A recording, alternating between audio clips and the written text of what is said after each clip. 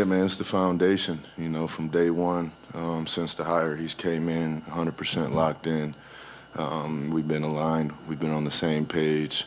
And I think this is the first step forward. This is a building block to some stability and some chemistry. So something that's been much needed around here.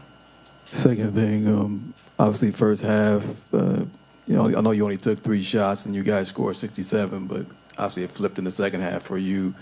What was going on, you feel like, in that first half, and then what maybe changed for you as far as getting unlocked a little bit in the second half? You got to give them credit. There's 3 all-defensive guys over there that they keep in rotation, and seems like the game plan is, don't let me get any touches at any time. So still trying to be aggressive and find spots, but, if somebody's locked onto me and is opening up another opportunity for a teammate, the quicker we can exploit that and get that advantage, I think they can sag off a little bit and open up more opportunities for me. Les, you've obviously been in playoff experiences, but you got guys on this team who haven't. What you're hoping that as a collective was learned from this experience that will move forward and into next year? I think it was, a good step forward for all the young guys just to see the preparation that goes into it, and no better test than the defending champs. You realize how every possession matters, every moment matters, and it's something to build on going into next year. Make sure all the young guys are still watching the playoffs, even though we're not in it, and visualizing them being on the floor in them spots. So we have a lot to learn, a young team, but the quicker you can speed up that process, the better. Devin, you're not new to overachieving or exceeding expectations, but in a season like this, stemming from everything that was the season prior, what did you learn most about yourself, just in whatever capacity, either as an athlete or as a leader, or however you want to frame that? It's really been the test of most of my career. I talked about stability, and I think the only time I've had a coach in 2 or 3 years was Monty, and we built the chemistry quick and ended up having some big success. So just roll with the punches, continue to be a leader, and still blessed to be in this position, and I don't take it for granted. So I approach every day with a new chance mindset, and we did some good things this year. Now, we've heard a lot about the conversations one-on-one that Jordan had with everybody as he came into the building. Can you kind of recount on those initial conversations with him and what the vision that he had for you all, play style-wise, was? Do you feel like everything kind of matched in terms of aligning with what you expected versus what came to fruition? Yeah, it did when the very short times we were healthy. We were a new team. I think Jalen missed 50 games. I missed 20. Dylan missed 20. And people had us projected at 28, 29 wins on the season, and ended with 45, and I still feel like we dropped 5 to 10.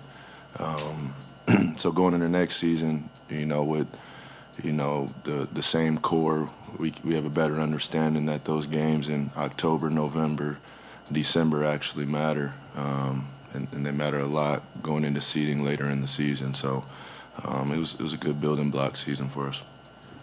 Book, what's been going on with you physically the last couple of weeks? Is it the right ankle or something else right now? No, I'm fine. You're fine? Nothing? No. With you? When it comes to the strategy that you're talking about, Oklahoma City deploying, Dallas went with it too, Minnesota went with it too. What do you think is the next step you need to take to overcome this type of strategy where teams try to take you out of the game?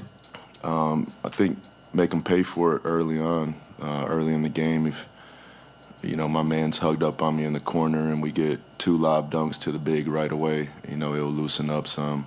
If I'm up in the slot and they're denying me and we run a pick and roll, hit the big early in the pocket, have advantage basketball on the backside. But it shouldn't take 2 or 3 possessions to kind of figure that out. The year that we had success with the finals, we would do it right away, and throughout the game, the defense would loosen up, and I'd get cleaner opportunities.